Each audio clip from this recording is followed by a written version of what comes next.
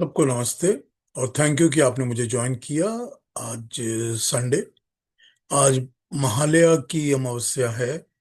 पितृ तर्पण का या अपने एंसेस्टर्स को याद करने का स्पेशल डे कहा जाता है। 15 दिन से चल रहा होता है पितृपक्ष। और आज महालया है। तो महालया कम से कम बंगाल में तो बहुत बड़ा फेस्टिवल होता है। और महालया की अमावस्या बहुत सेलिब्रेटेड होती है। हम लोग के वहाँ तो सुबह 4:30 बजे या 5 बजे से वो चंडी पाठ शुरू होता था। तो हमको तो आदत थी सुनने की। सुना करते थे। खैर। और कल से नवरात्रे स्टार्ट हो जाएंगे।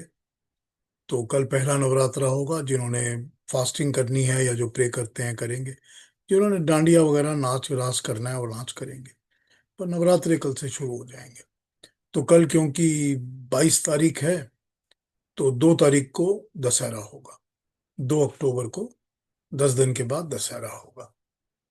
और 10 दिन के दशहरे के बाद 20 दिन के बाद दिवाली होगी। 20 डेज के बाद दिवाली। यानी कि अगली अमावस्या को दिवाली होगी। जो आज की अमावस्या के बाद की अमावस्या होगी वो दिवाली होगी। तो ये हमारे अगले आने वाले प्रोग्राम्स हैं। और हम अपना कार्यक्रम इसी तरह चलाते रहेंगे। जो भी हमारा मॉर्निंग में प्रोग्राम्स होंगे वो होंगे।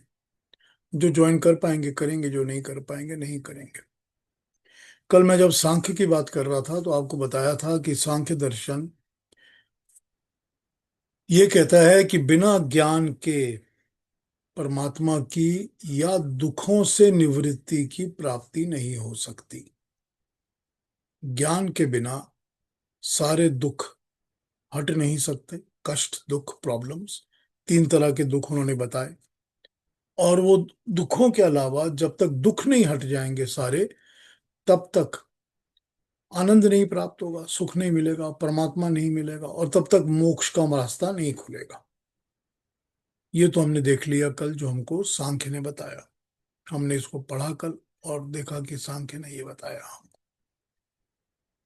लेकिन मैं आपको बता रहा हूँ, एक मुझे यजुर्वेद का मंत्र याद आ गया था जिससे मुझे वो सांख्य की रेफरेंस याद आई। तो आपको वो मंत्र आज पढ़ के बता देता हूँ और सुना भी देता हूँ। वो मंत्र यजुर्वेद के 31 चैप्टर का 18th मंत्र है। 31 का 18, 31वें का 18वां मंत्र है। कल मैंने मंत्र आपको बताया था। फिर पढ़ देता हूँ। वेदाहमेतम पुरुषम महांतम आदित्य वर्ण तमसा परस्तात् तमेव विदित्वाति मृत्युमेति नान्य पंथा विद्यते अनायः। अब इसका जो मतलब है, मैं आपको एक पहले इसके वर्ड्स का मतलब बता देता हूँ, फिर इसका पूरा मतलब बताता हूँ। इसके मैंने बहुत ज्यादा फेर बदल किए हुए, टेढ़े मेढ़े, गलत तरह से ट्रांसलेट किए हुए पढ़े हैं, बहुत ज्यादा। और बहुत लोग अलग तरीके से इसको कोट करके अलग अलग तरीके से बताते रहते हैं।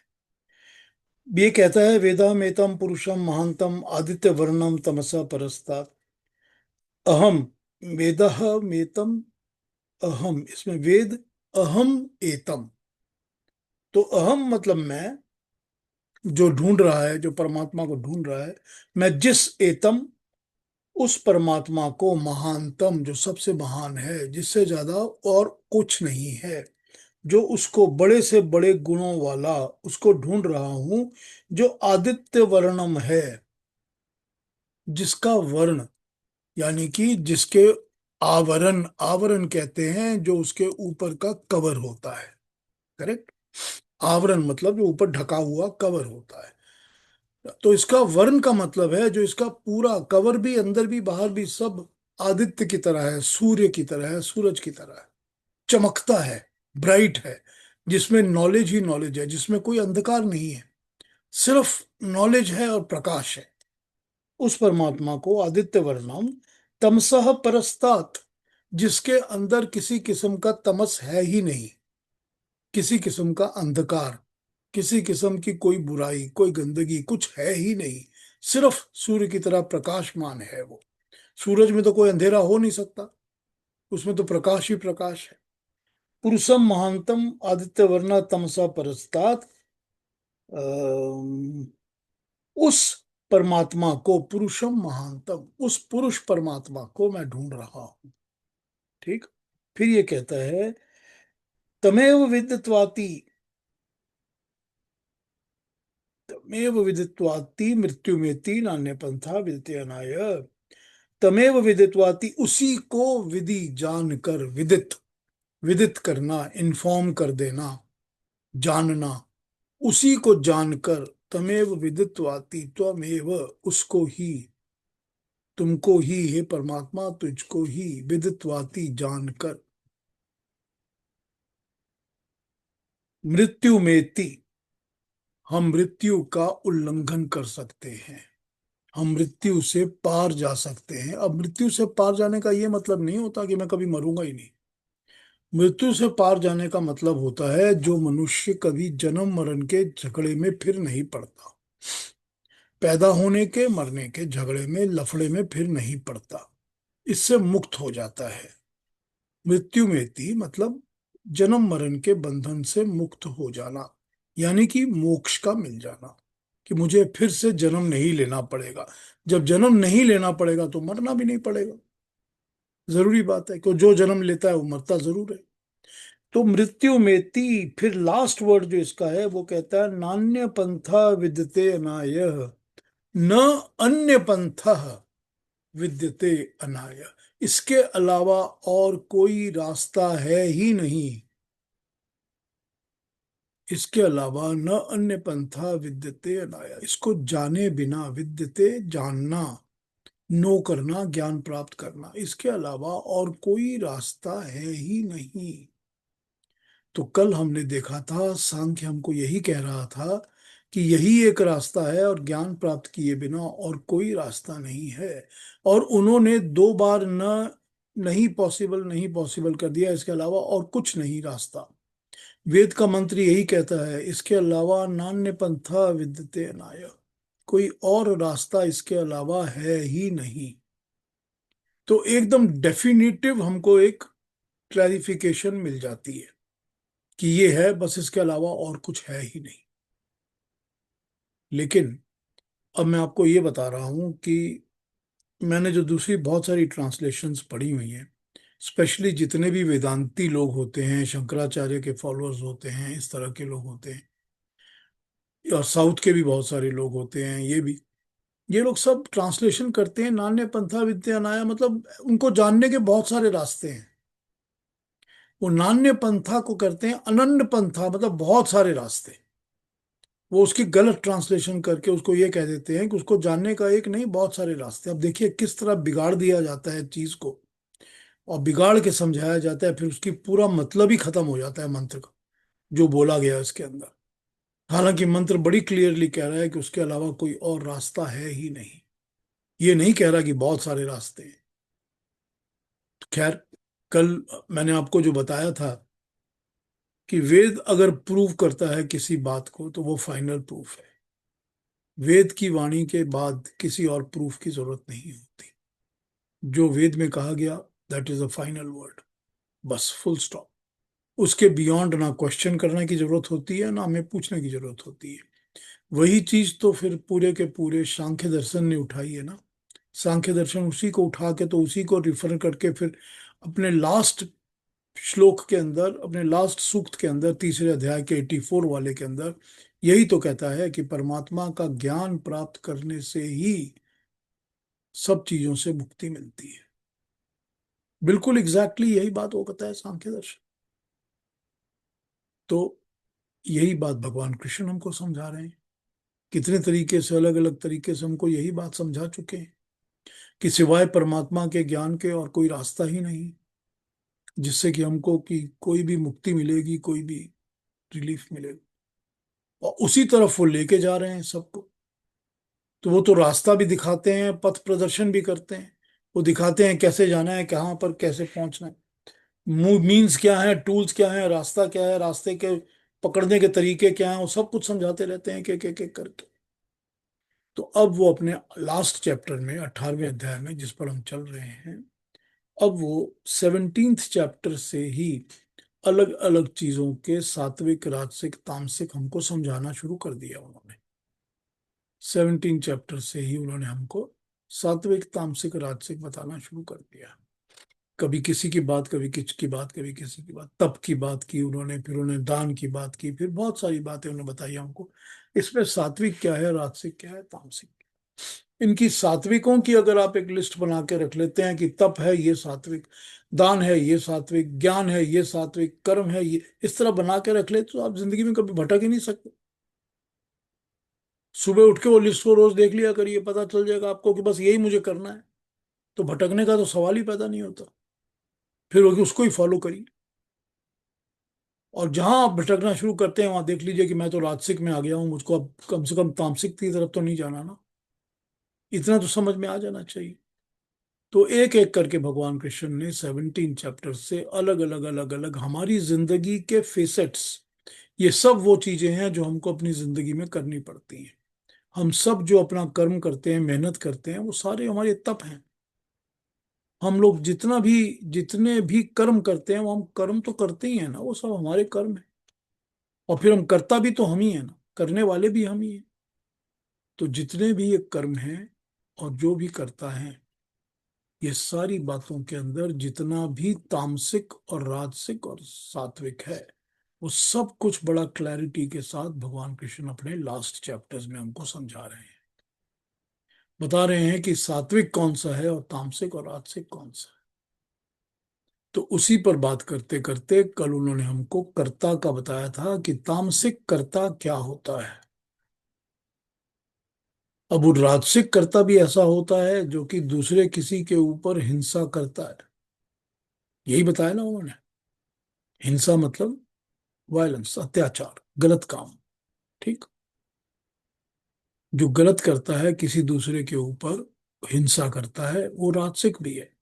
मगर तामसिक उससे एक कदम आगे चला जाता है। उसके लिए तो कोई प्रॉब्लम ही नहीं होती है, वो तो हिंसा ही करता है सबके ऊपर। तो भगवान कृष्ण ने हमको ज्ञान, कर्म और कर्ता, तीनों का सात्विक, राजसिक और तामसिक रूप हमको समझा के बता दिया, जिस पर हम कल बात कर रहे थे। तो कल मैंने आपको तामसिक के कर्ता के बारे में लास्ट में बताया था।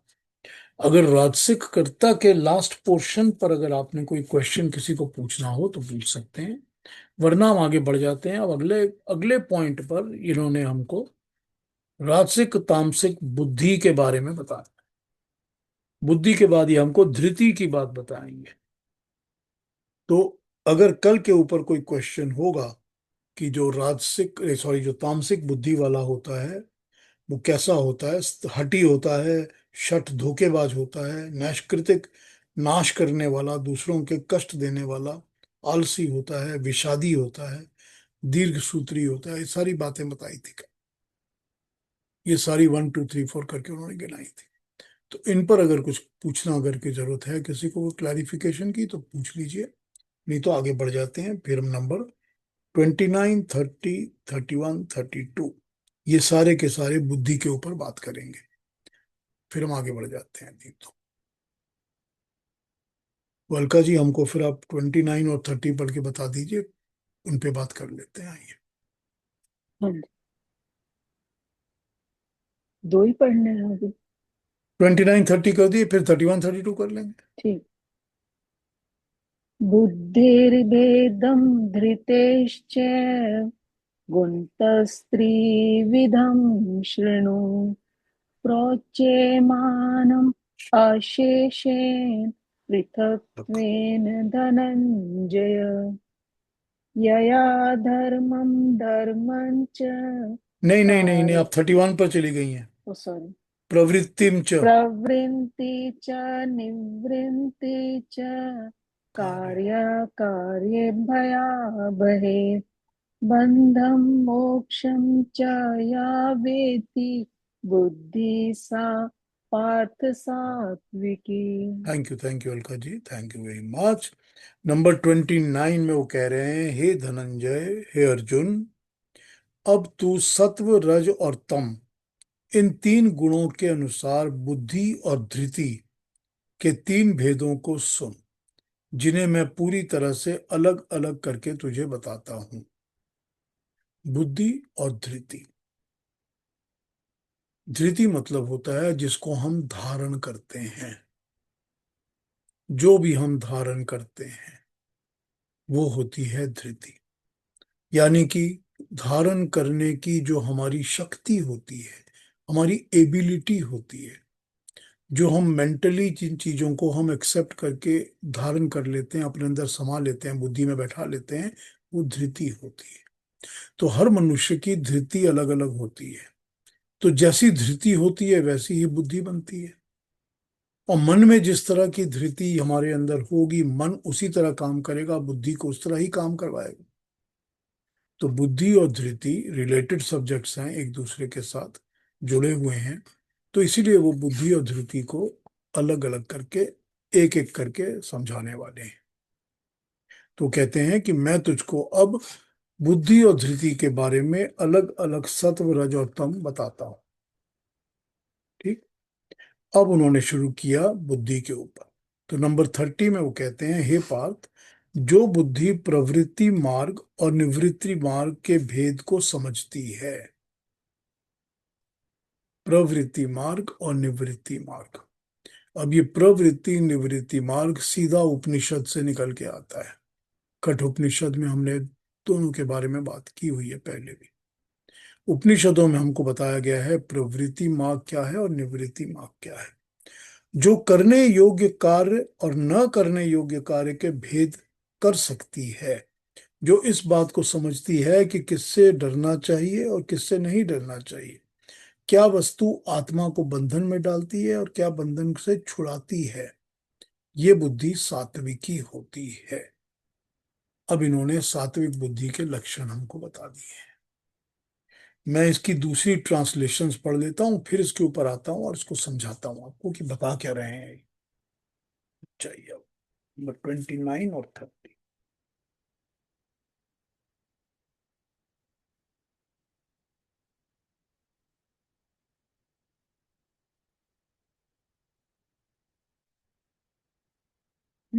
29 में कह रहे हैं, now arjuna here the threefold divisions based on the predominance of each guna of understanding, that is buddhi, and firmness, that is dhriti, which I shall explain in detail one by one. अब यहां पर understanding और firmness, बुद्धि और धृति, यानी कि जो धारण करने की शक्ति फर्म हो जाती है, बैठ जाती है, वो धृति हो गई। इस तरह इन्होंने ट्रांसलेशन की है। The intellect which correctly determines the path of activity and renunciation. Activity, प्रवृत्ति, रिनंसिएशन, निवृत्ति। ठीक। जो इन दोनों का फर्क समझती है, एक्टिविटी का और रिनंसिएशन का। एक्टिविटी तो हम सारा जन्म सारी जिंदगी करते ही रहते हैं। और रिनंसिएशन क्या होता है कि छोड़ देना कब होता है, निवृत्त कर देना कब होता है। What ought to be done and what should not be done. What is fear and what is fearlessness, and what is bondage and what is liberation. That intellect is called the sattvic intellect. Simple straight translation. दूसरी देखते हैं क्या बोल रहे हैं। धनंजय, बुद्धि और धारण शक्ति का भी गुणों के कारण तीन प्रकार का भेद संपूर्णतः विभाग पूर्वक मुझसे सुन। हे पार्थ, प्रवृत्ति और निवृत्ति को, कर्तव्य और अकर्तव्य को, भय और अभय को, तथा बंधन और मोक्ष को जो बुद्धि यथार्थ जानती है, उस बुद्धि को सात्विकी कहते हैं। जो परमार्थ पथ, आवागमन पथ दोनों को भली प्रकार जानकारी रखती है, वो सात्विक बुद्धि है। अच्छा, और भी देख लेते हैं, फिर बताते हैं क्या बोल रहे हैं ये।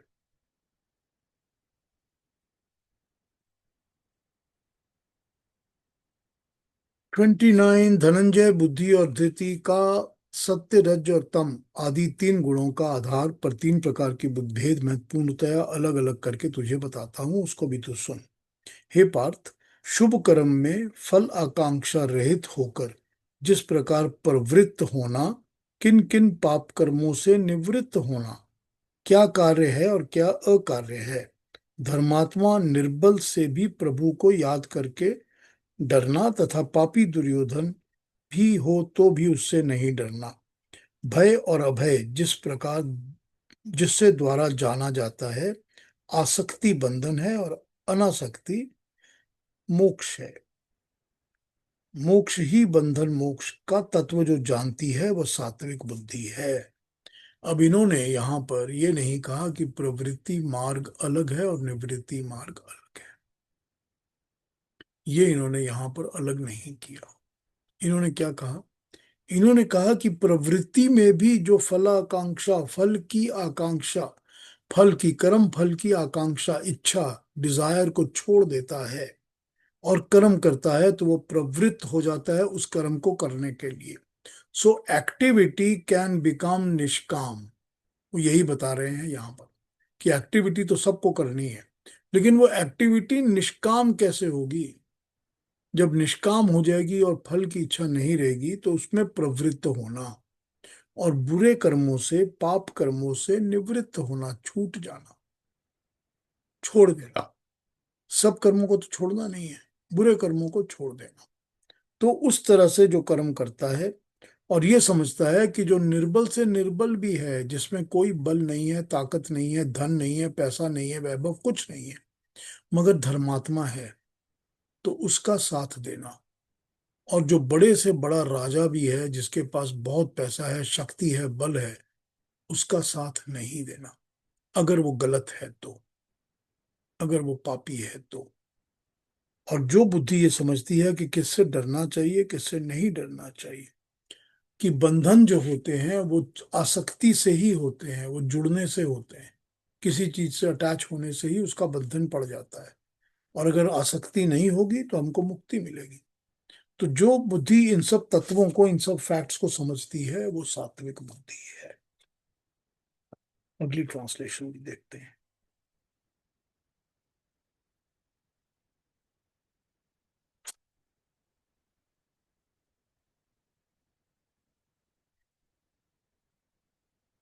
हे अर्जुन, बुद्धि का और धारण शक्ति का भी गुण के विचार से तीन प्रकार का भेद है। ये मेरे द्वारा अलग अलग पृथक पृथक कहा हुआ सुन। हे पार्थ, प्रवृत्त मार्ग, कर्म को कैसे करना चाहिए, कर्म में कैसे लगना चाहिए, ये प्रवृत्त मार्ग है। और निवृत्त मार्ग, यानी कि कर्म का त्याग कहाँ करना चाहिए, कहाँ छोड़ देना चाहिए, इन सब को, साथ ही करणीय को, भय युक्त कर्म और अभय युक्त व्यवहार, भय युक्त कर्म और अभय युक्त व्यवहार, बंधन और मुक्ति को जो बुद्धि तत्व से जानती है, वो सात्विक बुद्धि है। अब यहां पर देखिए एक्सप्लेनेशन क्या है। यहां पर एक्सप्लेनेशन ये है, तत्व का मतलब होता है बेसिक फैक्ट, जो एकदम रियलिटी होती है। जो एकदम रियलिटी होती है, फैक्ट होता है, फाइनल ट्रुथ होता है, उसको हम तत्व कहते हैं। उसको हम तत्व ज्ञान कहते हैं। बेसिक्स का फाइनल करेक्ट ज्ञान, एकदम करेक्ट बेसिक का ज्ञान, उसको हम तत्व ज्ञान कहते हैं। तो जो बुद्धि इसको तत्व ज्ञान से समझती है, कौन से कर्म में किस तरह लगना चाहिए, कौन से कर्म में, कर्म तो हमको करते रहना है, लेकिन कौन से कर्म में हमको किस तरह लगना है, किस तरह उसके कर्म को करना है, या उससे जुड़ना है, ये हो गया प्रवृत्त मार्ग। कर्म में प्रवृत्त होना, एक्टिविटी में इन्वॉल्व होना।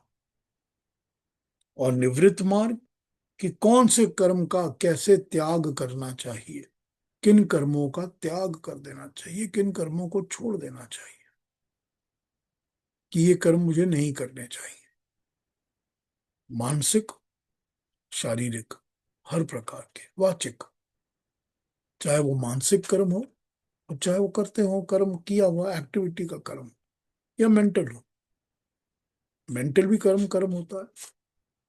तो कौन से कर्म को हमको छोड़ना है और कौन से कर्म को कैसे करना है, ये तो बुद्धि ही इस चीज को डिफाइन करके एनालाइज कर सकती है ना हमारे लिए। ये तो सबके सबके पास जो बुद्धि है परमात्मा ने दी है, वही तो ये समझाती है ना। तो यही तो बता रहे हैं कि ये बुद्धि की जो इस किस्म की डिफ्रेंसिएशन कर सकती है, बुद्धि अलग अलग कर सकती है। ठीक। फिर वो बता रहे हैं कि साथ ही करणीय करणीय कार्य को करना, जो मुझको करना चाहिए। इसके पहले इन्होंने नियत कर्म हमको समझा दिया था कि नियत कर्म क्या होते हैं, कि जो नियत कर्म होते हैं वो तो करने ही चाहिए सबको। जो नियत पहले से बांधे हुए, पहले से डिसाइडेड, परमात्मा द्वारा किए गए हमारी ड्यूटी होती है, जो हमारे कर्म होते हैं वो करने चाहिए, वो नियत कर्म है। तो करणीय कर्म कौन से हैं? करने लायक कर्म कौन से हैं? वो कर्म जो नियत कर्म है, जो हमको करने ही हैं, वो हमको करने चाहिए। और भय युक्त कर्म और अभय युक्त व्यवहार। अब यहां पर एक तो करणीय कर्म हो गए और एक भय युक्त कर्म हो गए। वो कर्म जिसको करते समय हमको भय होता है, डर होता है, हमारे अंदर हेसिटेशन होती है, हमको लगता है कि कहीं कुछ बुरा ना हो जाए, कहीं कोई गलत चीज ना हो जाए, कहीं कोई मुझे पकड़ ना ले, कहीं कोई देख ना ले कि मैं ये कर रहा हूं। ये होते हैं भय युक्त कर्म। कौन सी बुद्धि समझा सकती है हमको कि ये कर्म नहीं करने हैं? जिसमें भय जुड़ा हो वो कर्म नहीं करना, वो गलत है। और अभय युक्त व्यवहार, और अपने आप को ऐसा बनाना है कि मेरे अंदर कोई डर किसी का है ही नहीं सिवाय परमात्मा के, तो मैं किसी चीज से डरता ही नहीं। तो अगर व्यवहार, हमारा बिहेवियर, हमारा एटीट्यूड, सबके साथ व्यवहार बिल्कुल अभय युक्त होगा, अभय युक्त, जिसमें कोई भय नहीं है, जिसमें कोई डर नहीं है, किसी किस्म का डर नहीं, ऐसा व्यवहार, ऐसा एटीट्यूड, ऐसा बिहेवियर कहाँ से आएगा? तब आएगा जब हम करणीय कर्म करते हैं और भययुक्त कर्म नहीं करते। अगर हम भययुक्त कर्म करेंगे तो हमारा व्यवहार भी भययुक्त हो जाएगा। अगर हम भययुक्त कर्म करेंगे तो हम डरे, इंसान किसी ना किसी से डरता रहेगा हमेशा। और अगर वो ऐसे कर्म करेगा ही नहीं तो उसको किस बात का डर? किसी बात का डर तो होगा ही नहीं। फिर और क्या बताया इन्होंने? बंधन और मुक्ति को जो बुद्धि तत्व से जानता है। अब यहां पर इन्होंने बंधन और मुक्ति को हमको डिटेल में नहीं समझा, लेकिन पहले वाली ट्रांसलेशन जो मैंने पढ़ी थी, जो फर्स्ट पढ़ी थी मैंने, वो तो ये बोलता है कि कौन से कर्म हैं जो हमको बंधन में डालते हैं और कौन से ऐसे कर्म हैं जो हमको बंधनों से मुक्त करते हैं। अपनी अपनी बुद्धि को इस काम के लिए हम सब यूज करते हैं। हम सब बुद्धि को यूज करके ही कर्म करते हैं। बिना बुद्धि के हम लोग कर्म नहीं करते। तो जिसने जिसने अपनी बुद्धि को यूज किया है उसे पता है कि मुझे पता चल जाता है कि ये कर्म अगर मैं कर रहा हूं तो इस कर्म के करने से मैं ये और ये और ये वाले कर्म बंधन में या कर्म फल के बंधन में फंसने वाला हूं। ये पता होता है। और या फिर ये पता होता है कि मैं ये कर्म ऐसे कर रहा हूं कि मुझे इन बंधनों से मुक्ति मिल जाए, मैं छूट जाऊंगा। सबसे पहले तो जो मेरे अंदर डर बैठे हुए हैं, डर ने मुझे जकड़ा हुआ है, वो छूट जाएंगे। दूसरे बंधन जो फॉर्मेलिटीज ने, दिखावे ने मेरे को जकड़ा हुआ है, वो दिखावा छूट जाएगा, फॉर्मेलिटीज छूट जाएंगे। है ना बंधन से मुक्त करने वाले कर्म, कि मैं कर्म ऐसे ही करूंगा कि मैं बंधन से मुक्त हो जाऊं, मैं छूट जाऊं। तो जो बुद्धि, ऐसी बुद्धि है जो इन बातों को समझती है, प्रवृत्ति मार्ग, निवृत्ति मार्ग, कर्मों को कैसे करना चाहिए और किन कर्मों से बचना चाहिए। करेक्ट। फिर करणीय कर्म कौन से हैं और भय युक्त कर्म कौन से हैं, करने वाले कर्म कौन से हैं और कौन से कर्म कभी नहीं करने चाहिए। और फिर अभय व्यवहार। अभय व्यवहार तो तभी होगा जब अंदर किसी तरह का भय या डर नहीं होगा। जब अंदर डर नहीं होगा, जब अंदर कोई पाप ही नहीं होगा, गलती नहीं होगी, गलत काम ही नहीं होगा, तो डर किस बात का? किस बात का डर? तो फिर बुद्धि क्या समझती है, क्या कर सकती है अलग अलग इन बातों को? इस तत्व ज्ञान को समझकर इनमें डिफरेंशिएशन कर सकती है बुद्धि। यही तो तत्व ज्ञान है ना, बेसिक ज्ञान। ये तो मिक्स्ड, इसमें कोई है ही नहीं कि आपने ये सोच लिया कि मैं पता नहीं कर रहा हूं तो ठीक है, नहीं कर रहा हूं तो भी ठीक है, ऐसे भी चल जाए वैसे भी चल जाए, ये सब तो है नहीं यहाँ पर। यहाँ तो बड़ा क्लियर डिफाइंड रास्ता बताया गया है कि ये है बस, कोई ग्रे एरियाज नहीं है यहाँ पर। तो जो बुद्धि इस तरह का डिफरेंशिएशन कर सकती है, समझ सकती है, वो सात्विक बुद्धि है। वो प्योर है, अच्छी है, अच्छी बुद्धि है, ऐसी ही होनी चाहिए। वो सत्य की तरफ लेके जा रही है। सत्य, ट्रुथ, सत्य अल्टीमेट ट्रुथ, परमात्मा, वो सत्य की तरफ, ट्रुथ की तरफ, सच्चाई की तरफ लेके जा रही है, जो कि अल्टीमेट ट्रुथ है। इस सारी क्रिएशन का अल्टीमेट ट्रुथ सिर्फ परमात्मा है। वही सात्विक बुद्धि है। तो ये भगवान कृष्ण ने हमको सबसे पहले बुद्धि के बारे में एनालाइज करके ये बता दिया। तो प्रवृत्त मार्ग, अनिवृत्त मार्ग, करने योग्य, ना करने योग्य, जो इन बातों को समझती है, कहाँ डरना चाहिए, कहाँ नहीं डरना चाहिए, कौन से बंधन में डाल देने वाला कर्म है, कौन सा बंधन से छुड़ाने वाला, मुक्ति देने वाला कर्म। ये हैं सारे के सारे सात्विक बुद्धि के निशान, ले लक्ष्य, देखने का तरीका, समझने का तरीका कि बुद्धि कैसी होनी चाहिए। सो इसको अगर आपने समझ लिया तो आपको पता चलेगा कि इस बुद्धि से जो कर्म करेगा, जो कर्मों को डिवाइड करके, अंडरस्टैंड करके करेगा कि मुझे इस तरह कर्म करना है, इसी तरह करना है क्योंकि मुझे यही समझ में है, तो जरूरी बात है कि वो सात्विक कर्म ही करेगा। वो बुद्धि जो है, वो बुद्धि सात्विकता की तरफ ही लेके जाएगी। गलत कर्म कराएगी नहीं, क्योंकि उसको पता चल जाएगा कि गलत करने से डर लगेगा, फिर भय वाला कर्म हो जाएगा, फिर अभय व्यवहार हो नहीं सकता, फिर बंधन में पड़ेगा, किसी ना किसी पाश में, किसी बंधन में पड़ जाएगा। तो ये बुद्धि जो है, इसको सात्विक बुद्धि कहा है यहाँ पर भगवान कृष्ण ने। अब अगले श्लोकों में 32, 31 और 32 में हमको राजसिक और तामसिक बुद्धि भी समझाते हैं। ठीक। तो अगले भी दोनों, अब 31 और 32 भी सुन लेते हैं पढ़ के, फिर उनको भी समझते हैं। चलिए अलका जी, अब 31 32 आप पढ़ लीजिए। हाँ जी। थैंक यू जी।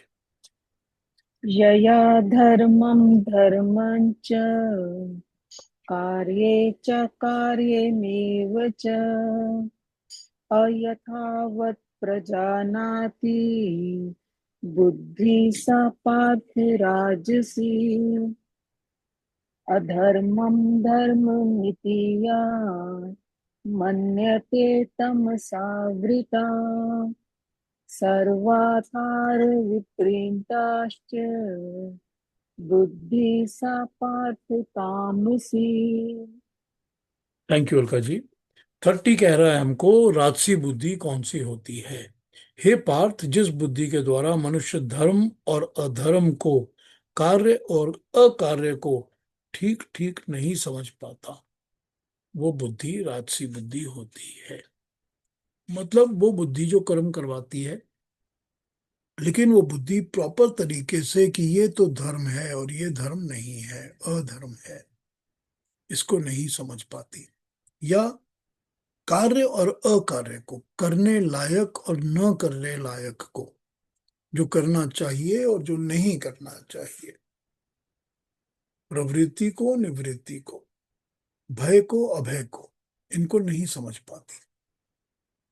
जो इनको ना समझ के काम करती है, वो सारी राजसिक बुद्धि है। सो राजसिक बुद्धि एक्टिविटी में लगी रहती है, काम में लगी रहती है, बहुत ज्यादा इन्वॉल्व रहती है, लेकिन उसको ये ध्यान नहीं रहता कि मैं कब इस चीज को ऐसे करूं या ना करूं, कब कौन सी चीज को छोड़ दूं, किसको अपना लूं, कौन सी पूरी तरह धर्म संगत है, धर्म से सपोर्टेड है, कौन सी धर्म के सपोर्ट में नहीं है, ये उसको समझ में नहीं आता। तो वो राजसिक बुद्धि है। अब यहाँ पर एक एग्जाम्पल, मैं बाकी ट्रांसलेशन पढ़ता हूँ अभी।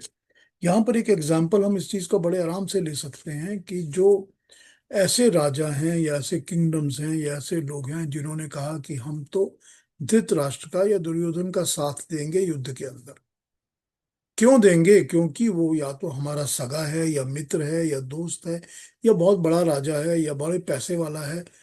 ये बुद्धि जो है वो इधर या उधर का फर्क नहीं समझ पा रही, प्रॉपर डिसीजन नहीं ले सक रही, तो वो सारी की सारी राजसिक बुद्धि है। एग्जाम्पल से हमको ये समझ में आ जाती है। अब वो तामसिक बुद्धि को 32 में बता रहे हैं, हे पार्थ, जिस बुद्धि के द्वारा अंधकार के आवरण से घिरा हुआ मनुष्य अधर्म को धर्म समझने लगता है और सब बातों को उल्टा देखने लगता है, वो बुद्धि तामसिक होती है। अब यहां पर ये कहते हैं कि अंधकार के आवरण से घिरा हुआ। अभी हमने वर्ण और आवरण की बात की थी ना उस मंत्र में, आदित्य वर्णा तमसा परस्तात् में। जो मनुष्य अंधेरे के साथ ही, अंधेरे के लपेट में, अंधेरे की चपेट में, लपेट में घिरा हुआ रहता है। अब अंधेरा और अंधकार यहां पर क्या है? यहां पर अंधेरा, अंधकार अज्ञान है। जिसको ज्ञान नहीं है, जिसको नॉलेज नहीं है, प्रकाश, किस चीज का प्रकाश? ज्ञान का प्रकाश नहीं है, वो अज्ञानी मनुष्य है, उसमें ज्ञान का प्रकाश नहीं है। ऐसा मनुष्य जो अज्ञान में घिरा रहता है और उस घिरे आवरण के कारण वो अधर्म को धर्म समझता है, वो गलत कामों को सही समझ के करता रहता है कि ये सही है, इसको करते रहो। है ये गलत काम, करता वो यही रहता है। और बाकी की बातों को, जो भी उसको बताया जाता है, उन बातों को वो उल्टा देखता है, उनको वो उल्टा समझता है। अभी मैंने आपको बताया ना कि कितने सारे लोग जो हैं वो वेद मंत्र का ट्रांसलेशन गलत करते हैं। अभी बताया ना मैंने आपको। तो क्या हुआ गलत? यही गलत हुआ कि वो उल्टा देखते हैं। क्यों उल्टा देखते हैं? क्योंकि वो तामसिक बुद्धि वाले लोग हैं। उन सब की बुद्धि अंधकार, अंधेरे वाली, प्रकाश के बिना तामसिक बुद्धि है। जिसकी तामसिक बुद्धि होगी वो ऐसे ही देखेगा, वो अधर्म को ही धर्म समझेगा, क्योंकि उसको ज्ञान नहीं है अगर ज्ञान तो भी किसके अंधेरे में, किस अंधकार में लिपटा हुआ है? अहंकार के अंधकार में लिपटा हुआ है। कि कोई बताता है तो सुनना भी नहीं, क्योंकि मुझको तो सब पता है, मैं तो सुनने वाला ही नहीं हूं।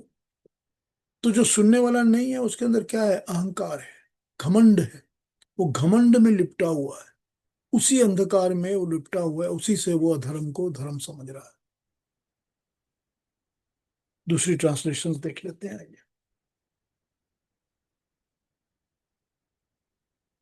31, 32। The intellect by which man does not truly perceive what is dharma and what is adharma, what ought to be done and what should be not done. This intellect is Rajasic. The intellect wrapped in ignorance में लपेटे हुए, wrapped in ignorance, which imagines even adharm to be dharm and sees all other things upside down. That intellect is तामसिक intellect. Sees everything upside down. उल्टा देखता है, गलत समझता है, गलत समझाता है, वो तामसिक है। पार्थ, जिस बुद्धि द्वारा मनुष्य धर्म और अधर्म को तथा कर्तव्य और अकर्तव्य को भी यथावत नहीं जानता, अधूरा जानता है, वो बुद्धि राजसिक समझ। और हे पार्थ, तमोगुण से ढकी हुई जो बुद्धि अधर्म को धर्म समझती है तथा संपूर्ण हितों को विपरीत ही देखती है, वो बुद्धि तामसिक है। हितों को विपरीत देखती है, मतलब मेरे लिए जो अच्छा है, मेरे लिए जो होना चाहिए, लाभकारी है, अच्छा है, हितकारी है, हित मेरे फेवर में है, उसको भी वो उल्टा देखते हैं, उल्टा ही समझते हैं, उल्टा ही करते हैं। ठीक। अपने बेनिफिट को भी वो उल्टा देखते हैं। यही श्लोक 30 से 32 तक बुद्धि और तीन भेद बताए गए हैं। पहली, बुद्धि को किस कार्य में निवृत्त होना है और किससे प्रवृत्त होना है, कौन कर्तव्य है और कौन अर्थ कर्तव्य है, इसको भली प्रकार जानकारी जिसकी होती है, जिसकी नहीं होती है, ये बुद्धि सात्विक है। जो कर्तव्य अकर्तव्य को धूमिल ढंग से देखती है, मिक्स्ड तरीके से, कंफ्यूज्ड तरीके से देखती है, यथार्थ नहीं जानती, वो राजसिक बुद्धि है।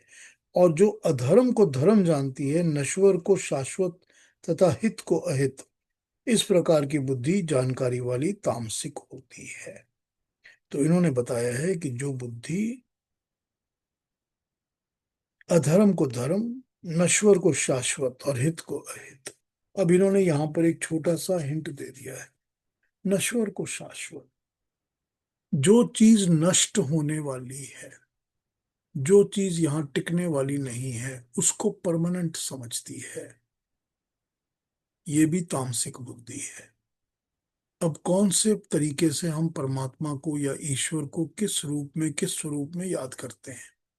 क्या हम ये समझते हैं कि हमने घर में जो फोटो लटका के रखी है वही परमानेंट है? अगर तो हमको वो परमानेंट लगती है, या हमने एक निशानी लगाई हुई है दीवार के ऊपर, या कहीं पर बाहर एक बहुत बड़ी बिल्डिंग है उसमें बनाया हुआ है, क्या वो परमानेंट है? अगर वो परमानेंट नहीं है और उसको हम परमानेंट समझ रहे हैं, तो ये बुद्धि तामसिक बुद्धि है। क्योंकि परमानेंट परमात्मा तो एक ही है, उसका कोई और रूप नहीं हो सकता, और वही परमानेंट है और कुछ है ही नहीं। तो क्या इन चीजों को वो, और दूसरा इसका फैक्टर क्या हो गया? दूसरा फैक्टर अपने शरीर को परमानेंट समझना। ये नहीं जानना कि शरीर और आत्मा अलग अलग हैं। आत्मा परमानेंट है, शरीर परमानेंट नहीं है। शरीर तो आएगा जाएगा, मगर जो अपने शरीर को परमानेंट समझता है कि मैं तो इसका मालिक हूं, ये हमेशा रहेगा मेरे साथ, और अपनी आत्मा को नहीं समझता वो, तो ये भी तामसिक बुद्धि है। और प्राकृतिक वस्तुएं जितनी भी हैं, प्रकृति की क्रिएटेड वस्तुएं, चीजें, उनको परमानेंट समझता है कि धन दौलत मेरी परमानेंट है, प्रॉपर्टीज मेरी परमानेंट है, भाई बंधु सगे सब परमानेंट है। इन सब चीजों को जो समझता है वो सब तामसिक बुद्धि के लोग हैं। दूसरी ट्रांसलेशन भी देखता हूँ कैसे कैसे लोग ट्रांसलेट करके समझाते हैं, देखिए, अलग अलग एंगल के साथ। यही तो मजा आता है। हे अर्जुन, जिस बुद्धि द्वारा धर्म और अधर्म का तथा कर्तव्य और अकर्तव्य का ठीक ठीक पता नहीं चलता, उस बुद्धि को राजसिक कहते हैं। और जो तामसिक बुद्धि होती है, वो तमोगुण से आवृत हुई बुद्धि अधर्म को धर्म मानती है और संपूर्ण अर्थों का विपरीत अर्थ करती है, वो तामसिक बुद्धि होती है। और एक और,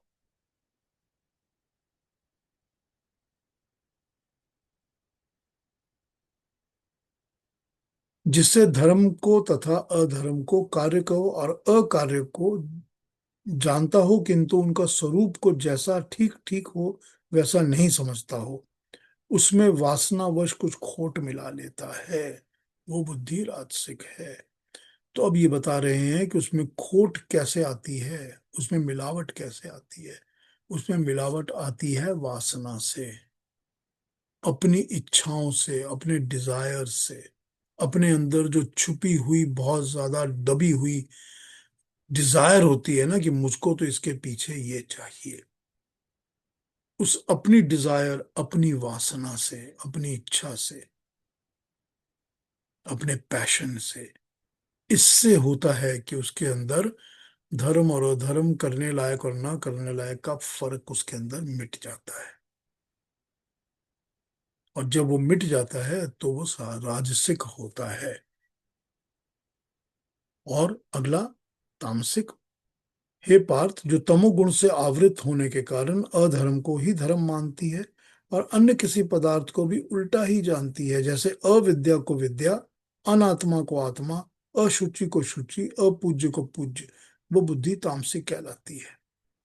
जो जानकर भी अविद्या को विद्या समझता है, अविद्या जो विद्यमान नहीं रहने वाला, जो भी विद्यमान नहीं रहने वाला, वो अविद्या। ठीक, अविद्यमान। विद्या जो विद्यमान रहेगा, जो हमेशा रहेगा, जो हमेशा रहेगा, वो विद्य, वो विद्यमान। तो जो विद्यमान को नहीं मानता, उसको अविद्यमान मानता है और अविद्यमान को विद्यमान मानता है। तो वही बात, जो परमानेंट को परमानेंट नहीं मानता और टेम्पररी को परमानेंट मानता है। तो वो हो गया आपका अविद्या को विद्या मानना, अशुचि को शुचि मानना, इम्प्योर चीजों को प्योर समझना। खाना ले लीजिए ना, ऐसी खाने की चीजें जिसमें प्योरिटी कुछ नहीं है मगर वो उसको प्योर समझता है। ऐसी आदतें जिसमें प्योरिटी कुछ नहीं है उनको वो प्योर समझता है। शुचि और अशुचि, प्योर और इम्प्योर। और फिर और क्या बताया गया? अनात्मा को आत्मा मानना और अपूज्य को पूज्य समझना। जिसकी पूजा नहीं होनी चाहिए उसकी वो पूजा करता है, और जिसके अंदर आत्मा नहीं है उसको वो आत्मा समझता है। अनात्मा, आत्मा को अनात्मा समझता है। ठीक। ये होता है तामसिक बुद्धि के लक्षण। तो अभी हमको भगवान कृष्ण ने अलग अलग तरीके से राजसिक और तामसिक बुद्धि के लक्षण बता दिए। तो राजसिक बुद्धि में कर्म भी कर रहा है और धर्म को मान भी रहा है, लेकिन होता क्या है? होता ये है कि उसकी अपनी इच्छा, उसकी अपनी कामना, उसकी अपनी वासना, ये ऐसा इन्फ्लुएंस करती है कि वो जो बुद्धि है वो डाइल्यूट, डिफ्रेंसिएशन कर नहीं सकती। वो बुद्धि जो है धूमिल हो जाती है। जैसे धुआं उठ रहा होता है ना, दिखता नहीं है साफ, वैसी हो जाती है बुद्धि। कर्तव्य तो करता रहता है, काम भी करता रहता है, लेकिन उसको समझ में नहीं आता। उसके अंदर से जो अंदर की चीज जो है, पैशन जो है, वासना जो है, वो इतनी ज्यादा प्रोमिनेंट हो जाती है कि उसको सही डिसीजन लेने नहीं देती। ये है राजसिक बुद्धि। और तामसिक बुद्धि तो बिल्कुल ही उल्टी है, क्योंकि उसके ऊपर तो अज्ञान ही अज्ञान बैठा हुआ है। वो गलत बातों को ही तो फॉलो करता है ना। तो फिर वो पढ़ता भी गलत है, एजुकेशन भी गलत है, उसकी ट्रेनिंग भी गलत है, उसके गुरु भी गलत हैं, सब गलत चीजों को फॉलो कर करके वो इस तरह का बन गया है कि वो अब तमस की तरफ, धर्म अधर्म को धर्म समझ रहा है। तो गलत को ही सही समझ के करता रहता है सारी जिंदगी। अब देख लीजिए, जो सारी जिंदगी चोरी कर रहा है, जो सारी जिंदगी बेईमानी डकैती कर रहा है, जो लूट रहा है, जो देश को चीट कर रहा है, जो रिश्वत खा रहा है सारी जिंदगी, वो क्या है? क्या है वो? उसको राजसिक तो कहा नहीं जा सकता, वो तामसिक ही है। क्योंकि उसको पता है, वो इसी चीज को ठीक समझता है। नहीं जी, पैसा बनाना ही तो धर्म है ना, जैसे मर्जी बनाओ। पैसा बनाना ही तो धर्म है, जैसे मर्जी बनाओ। वो इसी को ठीक समझता है ना। और उसको जो बात समझाई जाती है, जो बात कही जाती है, उसका वो उल्टा मतलब लेता है। धर्म की बात बताई जाती है तो वो उसका उल्टा मतलब लेता है। अभी आपने सुना था ना, थोड़े दिन पहले कोई कह रहा था कि मंदिरों में तो लड़कियां छेड़ने जाते हैं लोग। उल्टा है ना। मंदिर में क्या आप लड़कियां छेड़ने जाते हैं? कि लोग मंदिरों में तो लड़कियां छेड़ने जाते हैं, मंदिर आप जाते क्यों? कितनी कितनी कितनी कितनी ज्यादा तामसिक उल्टा लेने का एटीट्यूड है, ये बताइए। ये उल्टी बात को लेना, ज्ञान को उल्टा समझना, क्योंकि अपना ज्ञान अज्ञान है, इसीलिए सब चीजों को अज्ञान वाली नजर से ही देखना, ये हो गया तामसिक। तो भगवान कृष्ण ने हमको सात्विक, राजसिक, तामसिक, तीन अलग अलग प्रकार की बुद्धियों के बारे में बता दिया है कि बुद्धि कैसी होनी चाहिए और कैसी होती है। अब इसमें सारी की सारी बात और इश्यू ये है कि जो बुद्धि होती है, बुद्धि तो हम बोरो करते हैं प्रकृति से। ठीक। जब मनुष्य जन्म लेता है तो अपने जन्म के साथ वो अपना शरीर, जिस तरह से प्रकृति से बोरो करके अपना शरीर बनाता है, उसको एक शरीर चाहिए कार्य करने के लिए, कर्म करने के लिए, यहाँ पर धरती पे आकर उसको टिके रहने के लिए, उसी तरह उसको एक अपना सूक्ष्म शरीर भी चाहिए, अंतःकरण, वो भी चाहिए। जिस तरह उसको इंद्रियां चाहिए, ताकि वो देख सके, सुन सके, खा सके, चख सके, फील कर सके। उसी तरह से उसको अंतःकरण चाहिए, ताकि उसके पास एक बुद्धि हो, एक मन हो, एक मेमोरी बैंक का चित्त हो। ये सब कुछ उसको चाहिए। तो ये तो सब कुछ वो प्रकृति से बोरो कर रहा है। तो बुद्धि तो वो प्रकृति से बोरो कर रहा है।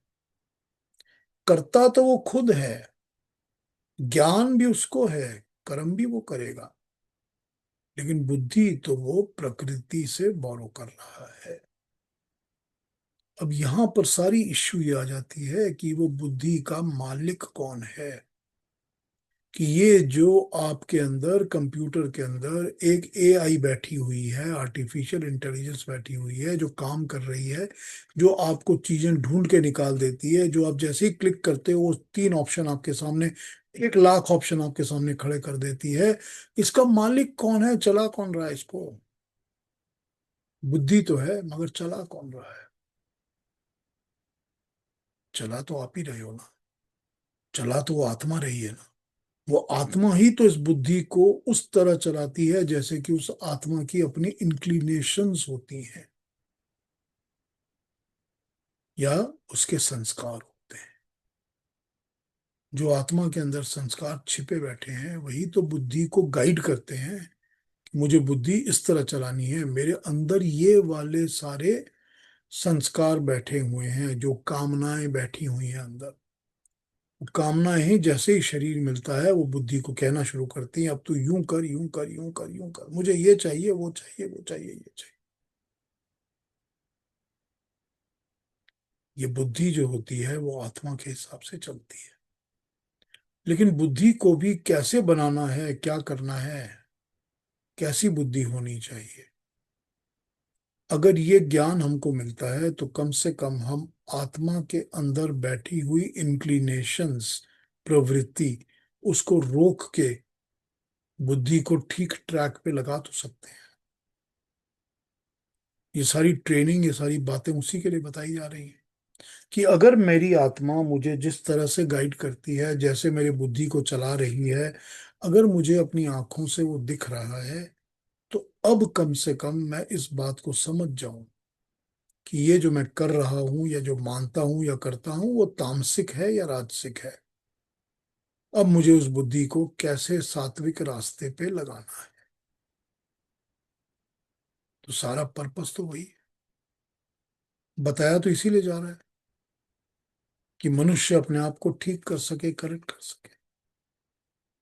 तो मेरी वही बात जो मैं 1000 बार बोल चुका हूं, कि ये तो चाहिए कि हम गीता बचपन से हर स्कूल में पढ़ाया करें, ताकि बच्चों को मालूम हो कि सात्विक और तामसिक और राजसिक बुद्धि कैसी होती है, मुझे बुद्धि कैसी बनानी है, किन चीजों से अवॉइड करना है, किन चीजों से दूर रहना है। तो यहाँ पर भगवान ने हमको सात्विक, राजसिक, तामसिक 3 तरह की बुद्धियों के बारे में बताया है। अब हमारी अपनी बुद्धि कब इस तरह से एक्ट करती है कि हमको लगे कि ये राजसिक काम कर रही है सारे के सारे, कि हम एक्शन तो ठीक कर रहे हैं, लेकिन हमारे एक्शन के पीछे हमारी कामनाएं, वासनाएं, इच्छाएं छुपी हुई हैं। कब हमको ये समझ में आता है कि ये हो रहा है, और कब ये समझ में आता है कि हम तो अज्ञान से घिरे हुए हैं। वो तो सबसे मुश्किल तरीका है ना, अज्ञानी मनुष्य को ज्ञान पे लाना सबसे मुश्किल काम है, क्योंकि वो ये मानने को ही तैयार नहीं है कि मैं अज्ञान में हूं। जो मानने को ही तैयार नहीं है कि मैं कोई गलत कर रहा हूं, उसका आप इलाज करेंगे कैसे? कैसे इलाज करेंगे? तो यहां पर यही गाइडलाइंस देकर ही समझाया गया है कि कम से कम हमारी तो आंखें खुलनी चाहिए, अपनी तो खुलनी ही चाहिए, कि हम तामसिक राजसिक कर्मों में से बाहर निकले, और निकल कर ज्ञान को पाने के लिए, परमात्मा को पाने के लिए जो प्रवृत्त निवृत्त मार्ग बताया है, धर्म अधर्म, कर्तव्य अकर्तव्य, उनको समझकर उनको फॉलो करें। अब इसके पहले परमात्मा ने हमको कर्म कैसे होने चाहिए वो बता दिए हैं ऑलरेडी। तो अगर बुद्धि समझ सकती है तो वो कर्म को फॉलो करेगी। जो कर्म बताए गए हैं कि यही कर्म है जो सात्विक कर्म है, ये कर्म है जो राजसिक है। तो जब, और ये ज्ञान जो है वो सात्विक ज्ञान है, तो बुद्धि को कौन सा ज्ञान प्राप्त करना चाहिए कि मुझको सात्विक ज्ञान प्राप्त करना चाहिए? वो तो पहले बता चुके, 2-4 श्लोक पहले।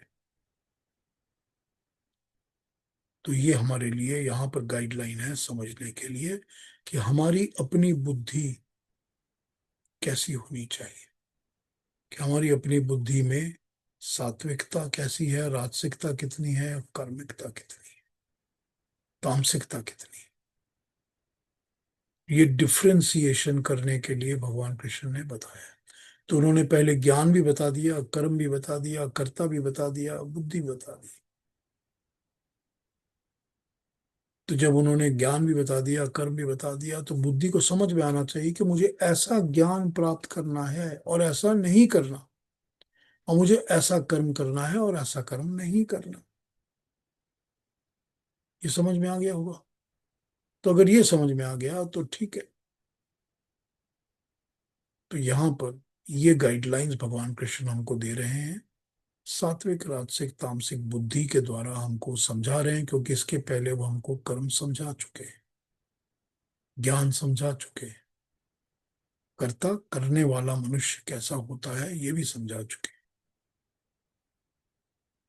तो अब आपने कोई प्रश्न, मेरे पास टाइम है क्या? हाँ, अभी थोड़ा सा टाइम है। कोई क्वेश्चन प्रश्न पूछने हो, कुछ और समझना हो तो पूछ लीजिए मुझसे।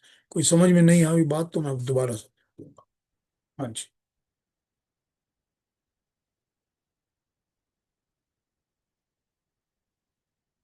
मतलब कि आत्मा और आपका शरीर और प्रकृति, ये सब इंटरकनेक्टेड है, और सबको एक ही साथ काम करना है। आपको हर चीज समझनी है, फिर उसके हिसाब से आत्मा बता रही है, गाइड कर रही है, प्रकृति आपको दे रही है, कर्म आपके कर रहे हो, आप जैसे कर रहे हो जी, ऐसे ही है। क्योंकि शरीर के द्वारा ही तो हम कर्म करते हैं ना। हम्म। हम तो शरीर के से ही थ्रू ही हम सब कर्म करते हैं। और हम बिल्कुल। हर चीज में प्रकृति की हेल्प लेकर ही कर्म करते हैं। हमको चलने के लिए भी तो एक जमीन चाहिए ना, जिस पर हम चलेंगे। खाने के लिए भी तो प्रकृति द्वारा दी हुई चीजें ही चाहिए जो हम खाएंगे। तो प्रकृति का ही तो शरीर बना हुआ है। तो प्रकृति से तो हम इंटरेक्शन बोरो करते ही रहते हैं ना, कॉन्स्टेंटली। और आत्मा गाइड कर रही है हमेशा। आत्मा की अपनी इच्छा है, अपनी इच्छाओं से ही चलाती है सारा शरीर। हम्म।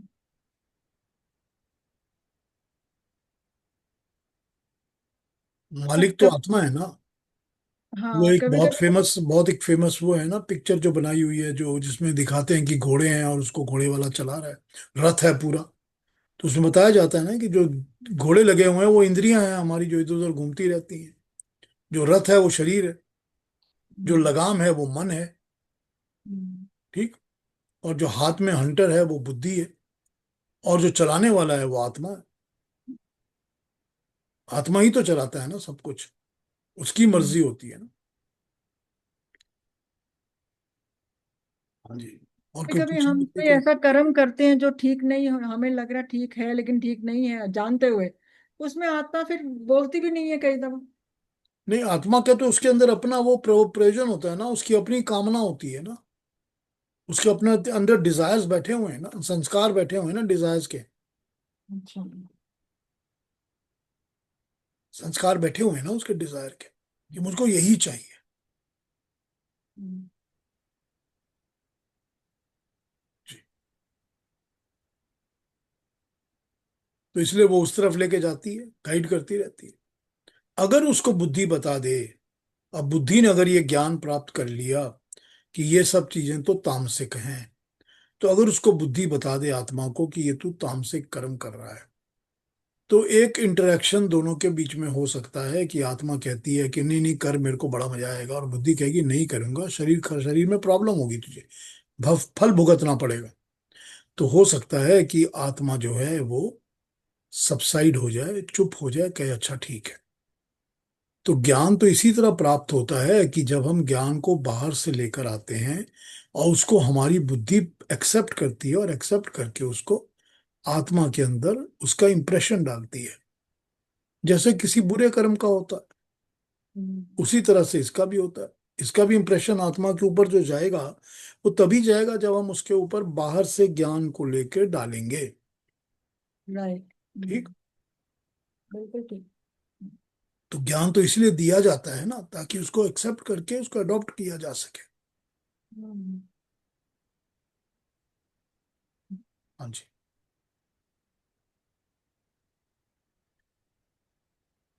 कोई और पूछेंगे कुछ?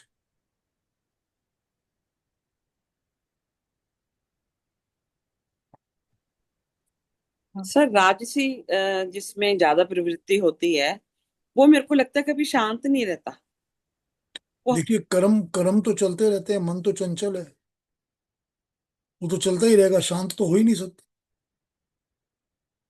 शांत कैसे हो सकता है? मन तो कर्म करता रहता है ना। हैंग कर। शरीर शांत हो सकता है, लेकिन शरीर शांत हो भी जाए तो भी मन चालू तो रहता करता ही रहता है ना कर्म। मन हाँ तो जी। शांत हो नहीं सकता।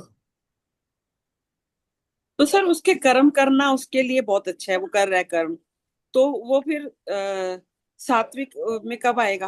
वो तो इसी में लगा रहेगा कि मेरे को ये भी करना है ये भी करना है। और वो है भी सब सही कि अपने परिवार को देख रहा है, अपने बच्चों को देख रहा है, अपने मतलब पूरा कर्म राजसी करता ही जा रहा है।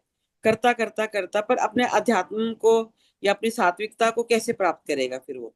जैसे उसके लिए उसको और जैसे भी। जैसे उसको ये समझ में आ जाएगा कि पहली बात तो ये है कि मैं कर्म करता हुआ तामसिक की तरफ ना जाऊं। नहीं, हाँ। Number one.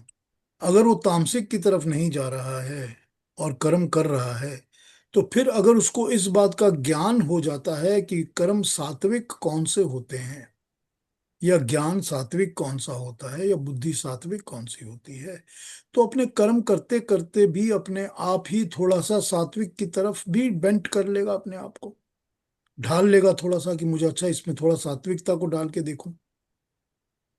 अगर सर वो ये उस ज्ञान तरफ। दिया नहीं जा सकता ना? हाँ, बिल्कुल या दिया जा सकता है। हम लोग को हमारे माँ बाप बचपन से ही देते हैं। हम्म। नॉर्मली सबके माँ बाप बचपन से ही ये ज्ञान देते हैं उनको। सात्विकता का ज्ञान भी देते हैं, हमारे आचार्य देते हैं, गुरु देते हैं, हमारी किताबें देती हैं। सात्विकता का ज्ञान तो देती हैं ना। अब आप अपनी बुद्धि पर है कि हम सात्विक किताब पढ़ते हैं या तामसिक किताब पढ़ते हैं। नहीं, तामसी नहीं, राजसी। राजसी को बात तो सात्विक वही है ना। बनाना है। हाँ जी। बात तो वही है ना कि हम किस तरफ जा रहे हैं। अगर अपने आप को हम समझ लेंगे कि हमको हमने राजसिक कर्म तो हम कर ही रहे हैं, उनको हमने चेंज करके इम्प्रूव करना है। तो अगर ये ज्ञान मिलता है कि हमको करना है तो फिर हो जाएगा, फिर लगे रहेंगे तो हो जाएगा।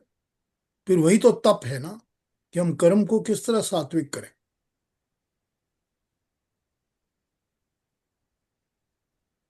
ज्ञान मिलेगा तभी होगा ना। हाँ जी। ज्ञान भी तो पाना पड़ता है ना। ठीक है ना। हाँ जी, ठीक है और सर। कुछ? Anybody else? कोई क्वेश्चन, कोई कंसर्न? ज्ञान तो मुझे लगता है मिलता ही रहता है, हर समय मिलता रहता है। कभी डायरेक्टली मिलता है, कभी इनडायरेक्टली मिलता है, कभी कर्मों के कर्म कुछ उसका जो भी उसके कर्मों का जो भी आपको फल मिल रहा है उससे मिलता है। तो ज्ञान तो मिलता ही रहता है, सीखना ही पड़ता है उससे भी। ज्ञान तो आप वही ना, छोटे बच्चे से भी कई चीजें ऐसी होती हैं बड़ी ज्ञान वाली हो जाती है। किसी से भी ले लो, अगर ज्ञान की तरफ ध्यान हो तो फिर लेना है। ठीक। ठीक है, फिर अगले हफ्ते मिलें। ठीक है जी। ठीक है। शुभ तरह अच्छी तरह से नवरात्रे शुरू करिए, पूजा पाठ में लगिए, प्रार्थना ठीक करिए। है। और अगले हफ्ते अगले सैटरडे मिलते हैं। तो अपना अपना ध्यान रखिए। नमस्ते नमस्ते। सबको, नमस्ते। हाँ।